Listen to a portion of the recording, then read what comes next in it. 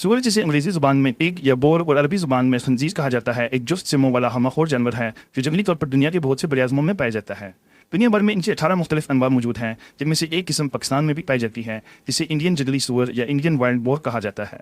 पाकिस्तान में पाए जाने वाले जंगली सूअरों की मुकम्मल मालूमात क्या हैं और ये किन इलाकों में पाए जाते हैं, ये सब आज की इस वीडियो में मौजूद है। पाकिस्तान में जंगली सूअरों की सिर्फ एक नौ पाई जाती है, जिसे इंडियन जंगली सूअर या इंडियन वाइल्ड बोर कहा जाता है।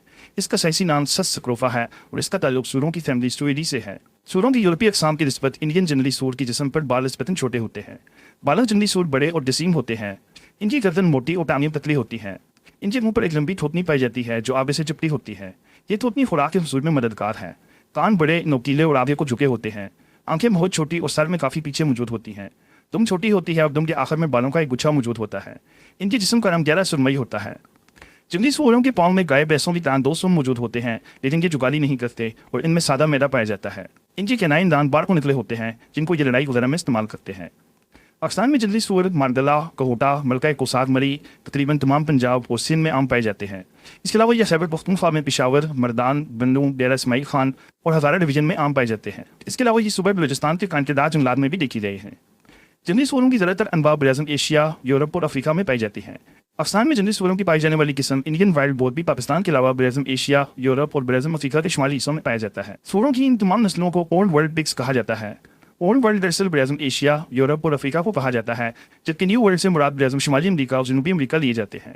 बराज़म जनूबी अमरीका में सूअर से मिलता जुलता एक और जानवर पाया जाता है जिसे टिकैरी कहते हैं। फितरी तौर पर जंगली सूअर बराज़म शुमाली जनूबी अमरीका और ऑस्ट्रेलिया में नहीं पाए जाते, लेकिन जब यूरोपीय लोगों ने इन बराज़मों पर कब्जा जमाया तो इन लोगों ने वहाँ जंगली सूअर भी छोड़ दिए, जो अब वहाँ तेज़ी से फैल रही हैं। बिलखसूस अमरीका की रियासत टेक्सास में ये बहुत ज़्यादा तादाद में पाए जाते हैं, जहाँ इनको हेलीकॉप्टरों के जरिए निशाना लगाकर मारा जाता है, लेकिन ये ख़त्म नहीं होते। दोस्तों, सूअर का गोश्त दीन इस्लाम में हराम है और इसे एक गलीज़ और नापाक जानवर समझा जाता है, जिसकी वजह से पाकिस्तान में इनकी आबादी अच्छी खासी है क्योंकि इनका शिकार नहीं किया जाता। अलबत्ता पाकिस्तान में कुछ लोग इनका कुत्तों के जरिए शिकार करते हैं, जिनमें इन सूअरों को अज़ियतनाक तरीके से मारा जाता है। दोस्तों, सूअर बेशक एक हराम जानवर है, लेकिन इसको अजियत देना एक गलत अमल है।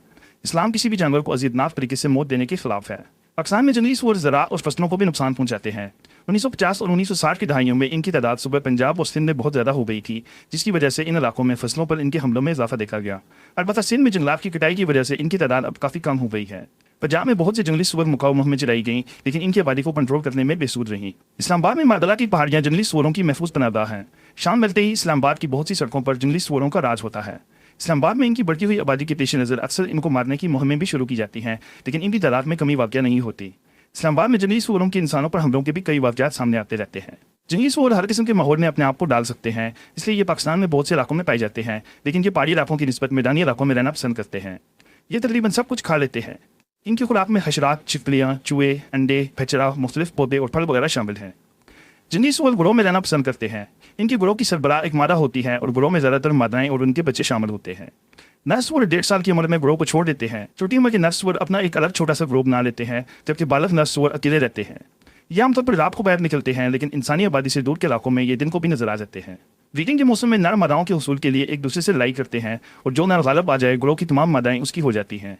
ये सारा साल ब्रीड करते हैं, लेकिन ज़्यादातर मानसून और नवंबर से फरवरी के दौरान ब्रीड करना पसंद करते हैं। मादा आमतौर पर 4 से 6 बच्चों को जन्म देती है। जंगली सूअरों की औसत उम्र 15 साल तक होती है। इसीलिए दूसरे जानवर की निस्बत जंगली सूअरों के पेट वगैरह में कीड़े बहुत ज़्यादा तादाद में पाए जाते हैं। इनके पेट में बहुत सारे हेलमेंट और नीमाटोड कीड़े मौजूद हो सकते हैं। इनके अंदर एक पाए जाने वाला कीड़ा जिसे टेनिया सोलियम कहते हैं, इनका गोश्त खाने वाले इंसानों में भी मुंतकिल हो सकता है। इसके अलावा इनमें स्वाइन फ्लू, इंथ्राक्स और स्वाइन ताउन की बीमारियों का खतरा भी मौजूद होता है। दोस्तों, इस्लाम में सिर्फ पाकीज़ा और हलाल चीज़ें खाने की ही इजाज़त है, जबकि सूअर को देखकर ही गिन आती है।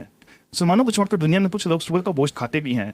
सूअर के गोश्त को पोर्क कहा जाता है। इस मकसद के लिए सूअर की एक गुलाबी रंगत वाली नस्ल को ये लोग पालते हैं। सूअर आमतौर पर इंसानों पर बहुत कम हमला करता है।